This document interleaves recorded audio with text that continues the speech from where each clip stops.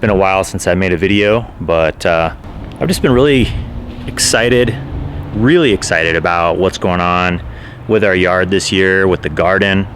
Been making some changes, trying to add some things on, and thinking about perennials a little bit more. You know, over the last couple of years, I've really been working on getting raised beds going. I'd say probably the challenge that I'm working on this year, one of the things that I'm working on is I'm trying to think about growing things that we will use more of.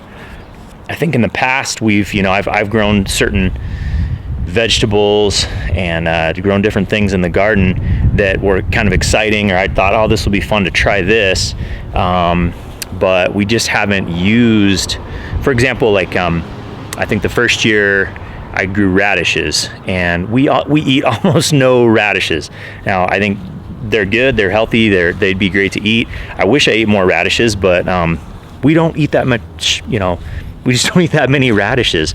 So why should I spend a bunch of time and effort growing radishes? So something that we did last year, just kind of on a whim, sweet potato. They grew awesome. So I had one of my 2x8 foot beds. I just planted, I think, about 8 different sweet potato plants in there. They took off, and then in the fall I harvested what I had, and it was a decent harvest. We were able to eat a few meals off of those sweet potatoes, but I love sweet potatoes. We can eat those. They're also something that you can store. So that's something that I've been thinking a lot about, is trying to grow things that will either keep for a while in the ground, or maybe on a vine or something like that, but then also things that we can harvest and store. A great example of that would be the heirloom beans that I've been growing the last 2 years. They're a native variety. Well, they're not actually truly native to New Mexico. I think they were brought here by the Spanish, a long time ago. But they've been grown in this region now for hundreds of years. And so I thought it'd be kind of fun to grow this New Mexico heirloom bean. And they've been great. And so we've got some in the kitchen. We've got some in our pantry right now that we have left over from last year's harvest. So that's a great thing. It's something that's easy to grow. It's almost no work. I can put them in the ground, grow them. We do have to kind of harvest them at a certain time, or you'll end up losing some as the pods split, the beans fall and stuff like that. But anyway, you get what I'm saying. I'm able to harvest those beans, keep them, they're dry, they're already dried, they dry on the vine. I don't have to dry them or do anything with them. I just wait for the right time of year, harvest them, take the beans out of the shells, put them in ball jars, store them in the pantry, and then you've got dried beans. You can make all different kinds of stuff with that throughout the year. So those are the kinds of things that I'm excited about and trying to focus on this year for the vegetable garden, is what can I grow that I know we'll eat, that I know we like, that I know is nutritious and healthy for us, but also the things that we can store and that won't go bad. The other thing I'm excited about that I just mentioned too is perennials, and trying to grow some things that will keep coming back. And so one of the things that I'm really pumped about actually are my Chinese date trees, and I have 3 different pots now with 2 or 3 varieties, I think, different varieties of Chinese date. Some people call these a Chinese apple.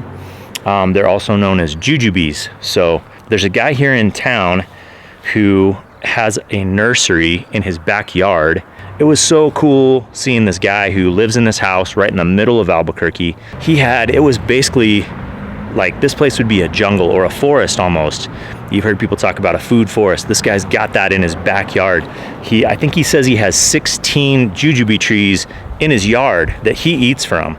And then he also goes all over the state and finds people that have jujube trees of different varieties, digs up the suckers and pots them up, gets them rooted, and then he sells them. So I bought a couple from him, and I want to show you those now, as well as there's a guy that I work with, and he and his wife, they have a jujube tree, a big one. It's really quite large in their backyard that I don't know, I want to say it's more of like a wild jujube than a cultivated variety of jujube, but I'm not 100% sure on that. Really, the only reason I'm saying that is because, well, I guess the thorns on this one are much larger than the thorns on these other varieties that I hear are more like cultivated and kind of bred more for the fruit, and they've bred out the thorniness. They still have little ones, but anyway, let me go ahead and show you these jujube trees and what I've got here that I'm getting ready to put in the ground. These here are these young jujube starts that I got from this guy, and he calls himself the Fig Man of Albuquerque. So anyway, you can look him up, the Fig Man of Albuquerque. But anyway, these, as you can see, they are still dormant. They're not really leafing out yet or showing any signs of life, but I know they're alive. I've kind of scraped back some of the bark on the bottom of the trunk from time to time, and it's nice and green under there. So I know that they'll be fine. But so I've got this one here in this huge pot. This is the one that I got from my friend that I work with. I mean, look at the thorns on this thing. This dude means business. There's a little thorn on the bottom and these big thorns here. One of the things that's really exciting about jujube trees is they are super resilient. And my friend Kunga, I dug this up from his yard, put it in this 5-gallon pot. I didn't even have any drainage in it. Watered it for a while in the fall, and then I gave it up for dead. All winter long, it sat on my patio. I didn't water it one time.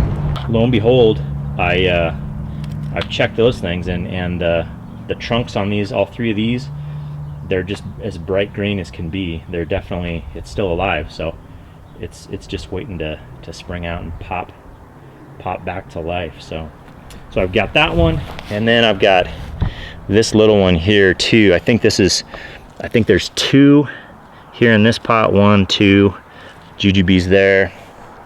This is just a stake that I'm using to hold up this, but this has 2 different jujubes here. This one's kind of funky shaped. I think this fig, he looks like he's dead. I know this part is definitely dead here. He's super dead. Down here, these things came up last year, and they don't look so good now. I'm not sure if they're alive or not. My little goofy peach tree is blooming, so that's good. Hopefully we'll get some peaches this year. My neighbor's peach tree, man, his peach tree looks about 10 times better than mine. Of course, mine sits in the shade of this stupid thing here. I should just tear this down so I could grow more stuff there. I showed you the old garden beds, and I've just enlarged that. I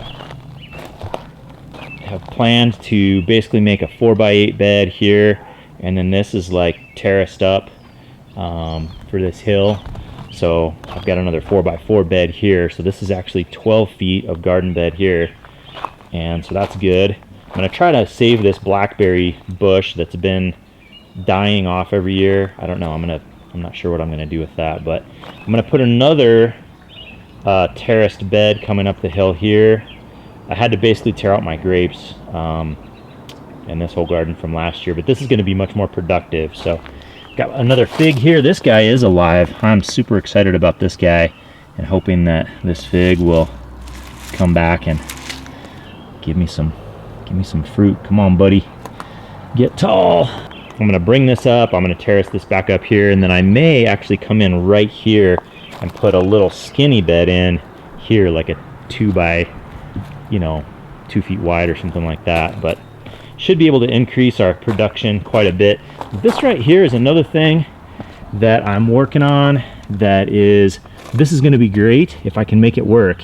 This is gonna be my berry patch. I tore out, there was an old butterfly bush here with a ornamental cherry tree next to it, and then on the other side of that was another old butterfly bush.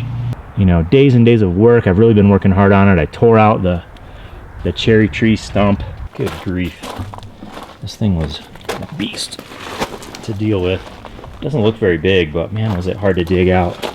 What I'm gonna do right here is I'm gonna dig this out a little bit, and then I'm gonna put a small raised bed within this bed. But yeah, my plan is I wanna get actually some goji berries, and I found someone through the Nextdoor social media website, actually, on Nextdoor. I just put out a question, does anybody have any goji berries that they would be willing to give me some cuttings from? And I found a lady in my neighborhood who has some goji berries. I might actually even be going over to see her today. Yes, she contacted me, so I was able to go over there and get some goji berries. So now I've got a bucket full of cuttings. It's already leafed out. It's kind of neat. We're ready to go, so we'll see.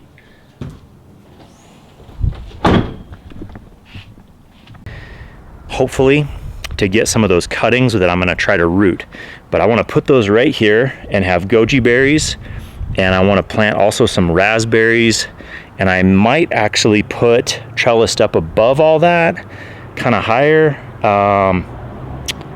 some grapevines. We've got stuff in pots going on. A lot of this, some of this is just kind of for fun. These are sweet peas. I think this is borage that I'm growing basically because the bees love it and the flowers are edible. This is my chilies and peppers. The only thing that hasn't sprouted at all yet are these two rows, which this was supposed to be my New Mexico green chili. I was just trying it to see if I could get it to grow. It was off of some chili that had already been roasted, and I knew it was a long shot, but I just thought, I can't throw these seeds away. I gotta save them and try them. They haven't grown, so maybe fire is bad for seeds. Of course it is. Of course fire is bad for seeds. I just didn't know if some of them would be resilient enough to survive the chili roasting process and then grow me some more chili. But thanks for watching this episode of Anderson's Outdoors. I am super excited to get all of this stuff built, get it installed, get stuff in the ground, get it growing. Take it easy. We'll catch you next time.